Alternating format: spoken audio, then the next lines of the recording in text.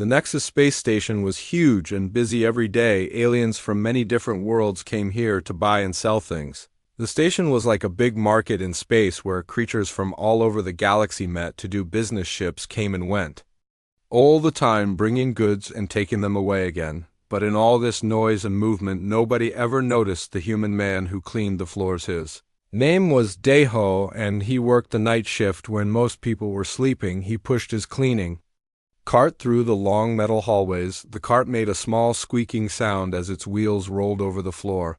Deho wore simple gray clothes and kept his head down. He looked like any other worker trying to make money to survive. The other humans on the station never talked to him much. They thought he was just a poor man who could not get a better job. The aliens did not even see him at all. To them, he was like a piece of furniture that moved around and cleaned up their mess. Station commander Yuki walked past him every day without even looking. She had more important things to think about than the cleaning staff.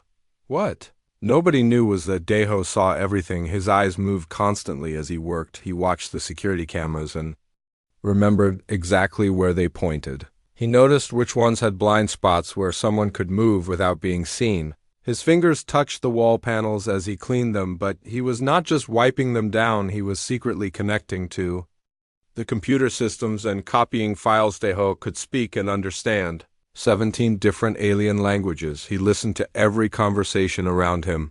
Even when aliens thought they were talking privately, he heard every word. He remembered everything. Like a living computer storing information for later use, his brain was trained to notice patterns and details that other people missed for months. Now he had been watching something very bad happening on the station. A group of aliens called the Raxians were running a slave trade business. They were stealing humans from small colonies and bringing them to the station to sell. The buyers came from all over the galaxy looking for human slaves to work in their mines and factories.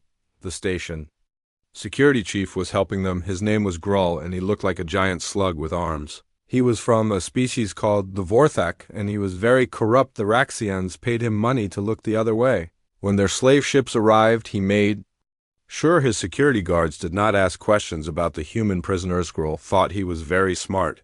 He believed that humans were weak and stupid. He saw them as easy victims who could not fight back. The Raxians agreed with him. They had been catching humans for years, and nobody had ever stopped them. They thought humans were just another animal species that could be bought and sold, but they were all making a very big mistake. They did not know who Deho really was. They thought he was just a harmless janitor who cleaned their floors. They never imagined that he was actually one of the most dangerous humans alive. One night, Deho was cleaning the command center when he heard Grull talking to his Raxian contacts. They were planning their biggest operation yet. A ship was coming in 3 days with 3,000 human prisoners. Many of them were children taken from destroyed colonies. The auction would be held in the old cargo bay, and buyers were already on their way. Deho kept mopping the floor. His face showed no emotion at all, but inside his mind something cold and deadly was waking up. He had spent 2 years living quietly on this station, trying to forget his past life, but now innocent people needed his help.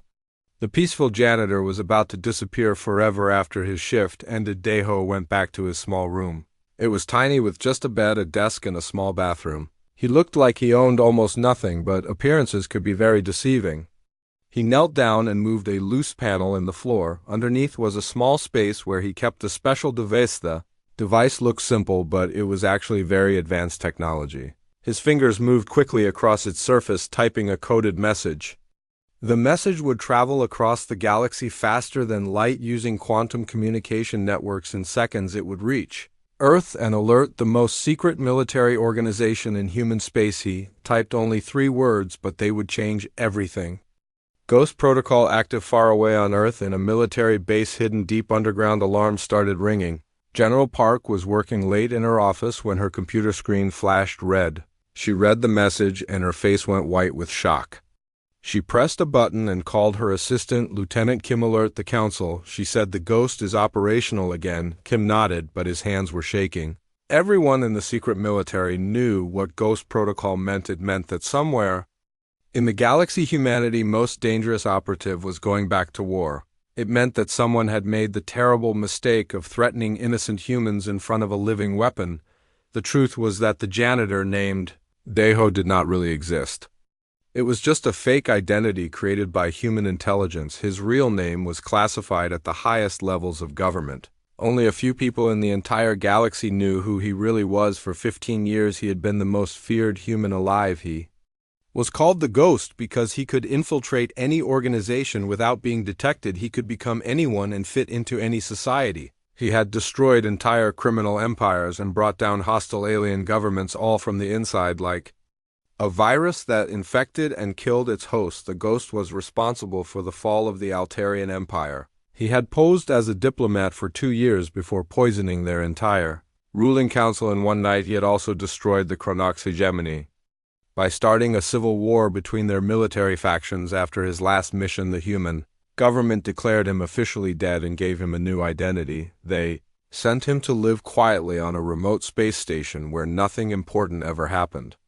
He was supposed to retire and live peacefully for the rest of his life, but the Ghost had one weakness: he could never ignore innocent people in danger. When humans were being hurt, he had to act now. As he prepared for sleep, Deho allowed himself a small smile. The Raxians and their corrupt friends thought they were dealing with helpless humans. They believed they could steal and sell people without consequences. Tomorrow they would learn how wrong they were. They would discover the difference between a victim and a predator. The hunt was about to begin, and the galaxy was about to remember why humans were the most dangerous species in known space. The quiet janitor was gone. The Ghost had returned.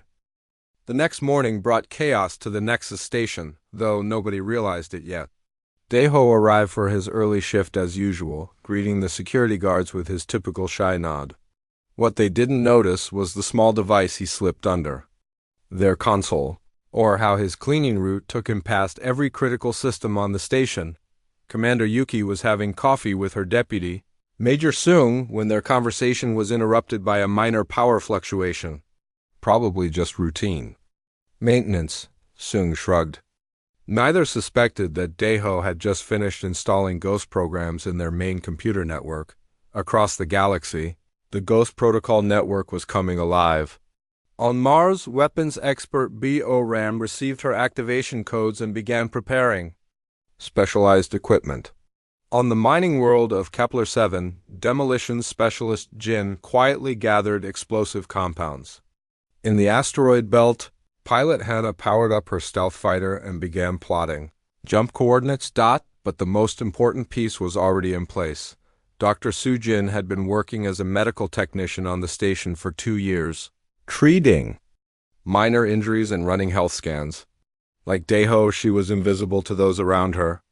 Unlike Deho, she specialized in biological warfare and had been slowly mapping the genetic profiles of every species on the station. The Raxians held their planning meeting in what they thought was the most secure room on the station. Crime boss Thexus outlined the details while his lieutenants took notes. They would use the old cargo bay for the auction, with buyers arriving from 7 different systems. Security would be handled by their own mercenaries, with Commander Yuki's forces conveniently called away on a fake emergency. What they didn't know was that Deho had installed listening devices in that room 3 months ago. Every word was being recorded and transmitted to Earth. More importantly, every participant was being identified and added to a very special list. During his lunch break, Deho made his way to the medical bay. Soo-jin looked up from her work, her eyes briefly meeting his. No words were exchanged, but she understood. She reached into her medical kit and handed him a small injector. For cleaning, she said quietly. Deho pocketed the device and left. The injector contained a neurotoxin specifically designed for Raxian physiology. 1 drop would cause temporary paralysis. A full dose would be fatal within minutes. Soo-jin had spent months perfecting the formula, testing it on tissue samples she had quietly collected during routine medical examinations. That evening, as Deho cleaned the station's ventilation system, he noticed increased security patrols. The Raxians were getting nervous about their upcoming sale. He also spotted new faces, mercenaries arriving early to scout the location. Most were aliens, but some were human traders willing to sell out their own species for profit. As he worked, Deho's enhanced memory cataloged every face, every weapon, every weak point in their security arrangements. The Ghost Protocol had trained him to see patterns that others missed, to find the single thread that would unravel an entire operation. Back in his quarters, Daeho received another coded message. His backup team was in position. The Bioram had smuggled advanced weapons onto a supply ship. Jin had his explosives ready. Hannah was hiding her fighter in the asteroid field, just one jump away from the station. The pieces were falling into place. In less than 24 hours, the Raxians would discover that their prey had teeth. The Ghost was ready to remind the galaxy why humans were the most dangerous species in known space. The day of the auction arrived with false calm. The Nexus station operated normally while underneath, a deadly game of chess reached its final moves. Daeho began his shift early, his cleaning cart loaded with more than just supplies. Hidden compartments contained weapons, explosives, and equipment that could turn a janitor into a one-man army. Commander, Yuki received the expected emergency call just after noon. Pirates were reportedly attacking a civilian transport 3 systems away, requiring immediate military response. She ordered Major Seung to take half the security force and investigate. As their ships departed, the station's defenses dropped to exactly what the Raxians had planned. What Yuki didn't know was that the distress call was fake, generated by Ghost Protocol operatives. The pirate attack was actually a training exercise, being conducted by Major Seung, who had been read into the operation just hours before. The loyal security forces were safely out of harm's way, while the corrupt elements remained on station. The buyers began arriving in the late afternoon. Daeho observed them from his cleaning duties, memorizing faces and ship configurations. Slave traders from the Corvan Empire, flesh merchants from the Thalian Syndicate, and worst of all, human collaborators from the Outer Rim colonies. Each group thought they were attending a simple auction. None realized they were walking into a carefully prepared kill zone. Dr. Sujin made her rounds through the medical bay, preparing for casualties. Her official job was to provide medical support for the auction, treating any slaves who became injured during transport. Her real job was much darker. Hidden in her medical supplies were enough specialized toxins to kill every alien species. Expected to attend. As evening approached, crime boss Thexus gave his final briefing to his mercenaries. The cargo bay had been secured, with multiple exit routes planned. Weapon scanners would ensure no one brought unauthorized firepower. Payment would be handled through untraceable cryptocurrency transfers. Everything was perfect except for the human janitor who was mopping the floors outside their meeting room. Daeho had heard every word of their plan. More importantly, he had identified the single point of failure that would bring their entire operation crashing down: the station's environmental control system. At exactly 2,000 hours, the first slave transport docked. 3,000 humans in restraints were marched through the corridors toward the cargo bay. Men, women, and children from destroyed colonies, their eyes filled with despair and fear. Station personnel looked away, unwilling to acknowledge what was happening in their midst, but one person was watching very carefully. Daeho followed at a distance, his heart burning with cold fury. These weren't just statistics or mission parameters. They were his people, his species, being treated like livestock by alien predators and human traders. The auction began with Thexus welcoming the buyers in multiple languages. Bids started flowing for the strongest slaves, with children commanding premium prices from certain species. The atmosphere was festive among the buyers, casual and businesslike among the sellers. None of them noticed the janitor who had entered through a maintenance hatch high above the cargo bay. Daeho moved through the ventilation system like a ghost, positioning himself directly over the auction floor. In his hands was a device that would change everything, an atmospheric processor loaded with Sujin's custom NEUROTOXIN. At 2,147 hours, Daeho released the toxin into the air circulation system. The compound was odorless and invisible, designed to affect only non-human nervous systems. Within minutes, every alien in the cargo bay would be paralyzed, leaving only the human traders conscious to face justice. The Ghost Protocol was no longer hidden. The hunt had begun. The neurotoxin worked faster than expected. Within 3 minutes, alien buyers began collapsing across the auction floor. Thexus tried to raise an alarm, but his vocal cords were already paralyzed. The Corvan traders fell next, followed by the Thalian merchants. Only the human collaborators remained standing, confused and terrified by the sudden chaos around them. Deho dropped from the ventilation system like a shadow made flesh. Gone was the humble janitor with the squeaky cart. In his place stood something that made the remaining humans step backward in instinctive fear. His movements were fluid and predatory, his eyes cold as deep space. This was the Ghost Protocol, operative in his true form. "My name is not Deho," he announced in perfect English, his voice carrying to every corner of the cargo bay. "For 15 years I was known as the Ghost. I am the reason the Altarian Empire fell. I am why the Chronix hegemony no longer exists. And tonight I am why your slave trade ends forever." The human traders tried to run but found their exits blocked. Bioram had arrived with her advanced weaponry, cutting off the main corridor. Jin appeared at the secondary exit, his explosives already armed.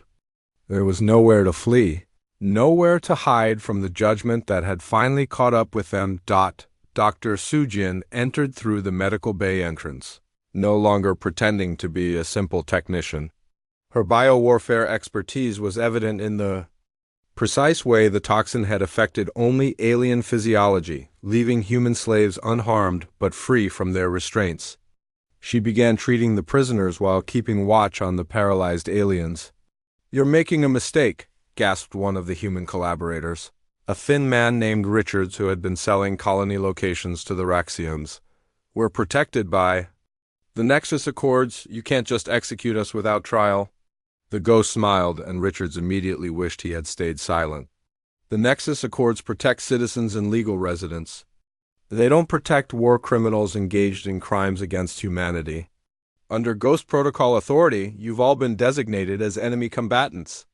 What the slave traders didn't understand was that Ghost Protocol wasn't just about individual operatives. It was humanity's Black Operations Division, granted extraordinary authority by the Human Colonial Council. When innocent human lives were at stake, Ghost Protocol operators had the legal right to act as judge, jury, and executioner. Commander Yuki's voice crackled over the station's communication system. "All units respond to Cargo Bay 7. We have reports of terrorist activity." The Ghost had expected this. Some of the security forces were still loyal to their corrupt chief. "Jin," the Ghost called softly. The demolitions expert nodded and triggered a small charge that sealed the cargo bay doors. They now had complete control of the situation. With no outside interference possible, the paralyzed aliens could only watch with growing horror as the Ghost began systematically executing the human traders. Each death was quick and professional, a single shot to the head, no torture, no lengthy speeches. Just cold, efficient justice for those who had betrayed their own species. Thexus, still conscious but unable to move, watched as his entire organization was dismantled before his eyes. The Ghost knelt beside him, speaking in fluent Raxian. "Your people made a mistake when you started hunting humans. We're not prey animals. We're the galaxy's apex predators, and we've been pretending to be weak to make you feel safe." The crime boss tried to speak, but could only make small gurgling sounds. The Ghost continued, "Every Raxian vessel involved in slave trading has been marked. Every colony that purchases humans has been identified. Within 1 week, they will all be destroyed. Consider this a lesson for your entire species." As the last human trader fell, the Ghost turned his attention to the freed slaves. Men, women, and children who had been destined for lives of bondage now looked at him with a mixture of gratitude and awe. Some were crying, others were cheering. All understood that they had just witnessed something extraordinary. "Bioram," the Ghost called. "Signal the fleet. It's time to send a message to the galaxy." High above the station, the asteroid field shimmered as dozens of stealth ships decloaked. The Ghost Protocol fleet had been waiting in hiding, ready to support their operatives' mission.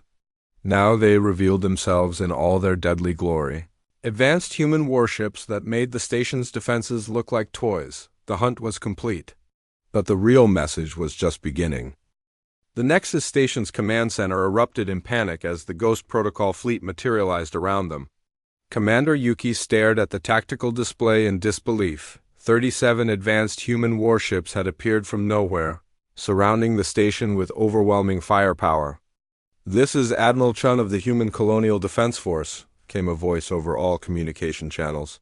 "Nexus Station is now under quarantine by order of Ghost Protocol.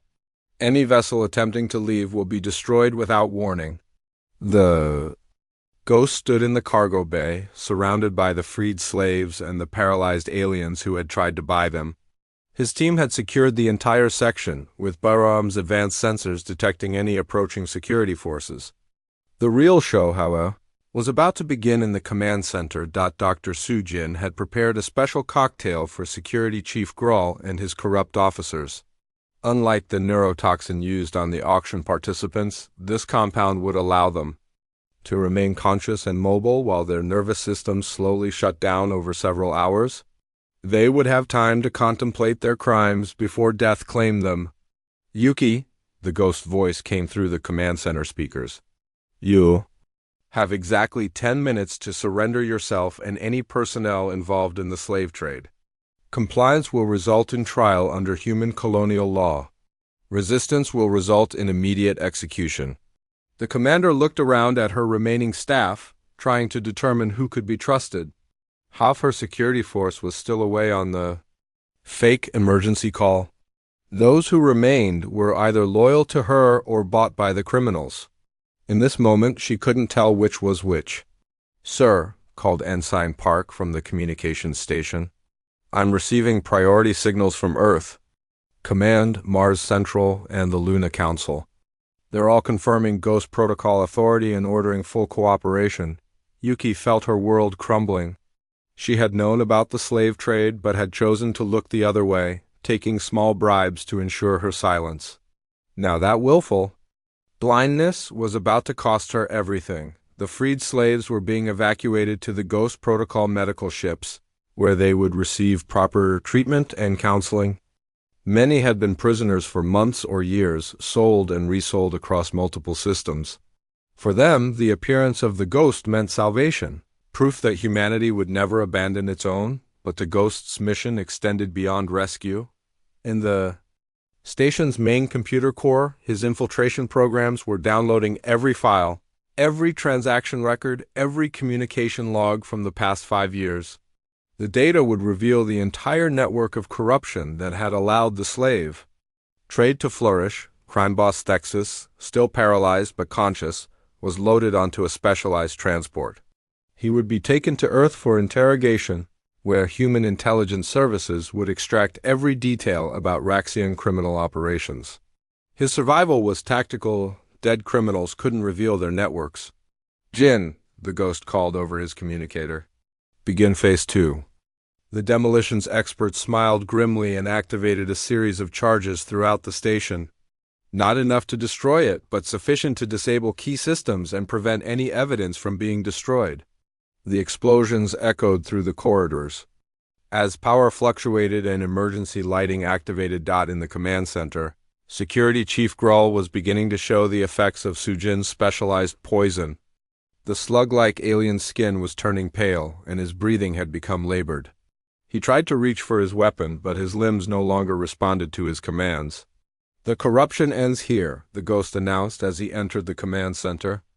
Commander Yuki and her remaining staff turned to face him, some reaching for weapons, others raising their hands in surrender. The Ghost's enhanced vision immediately identified the guilty parties. Years of training had taught him to read micro-expressions, stress indicators, and behavioral patterns. Those who had taken bribes showed specific signs of fear and guilt. Those who were innocent displayed confusion and concern. "Commander Yuki," the Ghost said calmly, "your financial records show deposits from 17 different criminal organizations over the past 3 years. The total amount is 2.7 million credits, the price you accepted for 3,000 human lives." Yuki's face went white. She had thought those transactions were untraceable, hidden through multiple shell accounts and off-world banks. She hadn't realized that Ghost Protocol had access to financial systems across the galaxy. I never directly participated, she stammered. I just looked the other way. I never hurt anyone myself. The ghost's expression didn't change. Complicity. In crimes against humanity carries the same penalty as direct participation. Under Ghost Protocol authority, you are sentenced to death. The execution was swift and professional.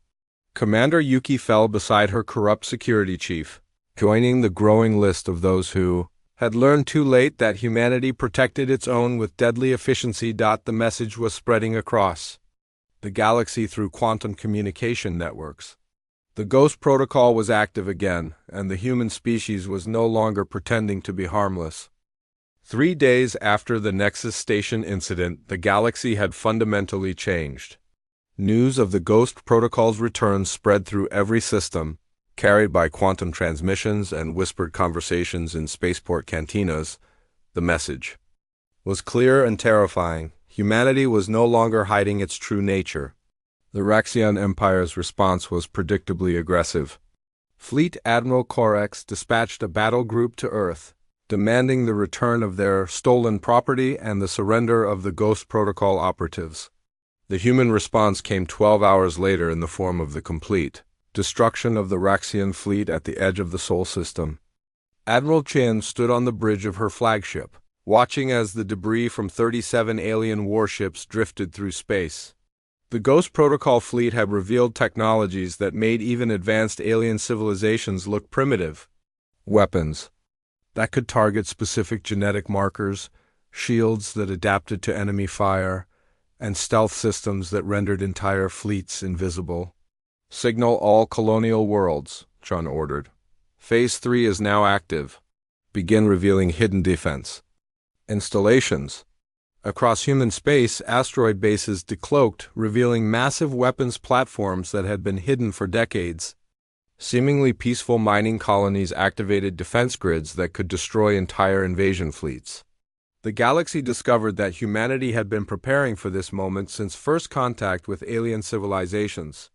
The ghost himself had returned to Earth, where he stood before the Human Colonial Council delivering his final report. Gone was any pretense of being a simple janitor.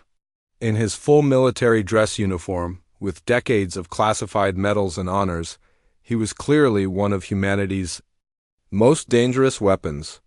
The slave trade network has been completely mapped, he reported to the assembled leaders.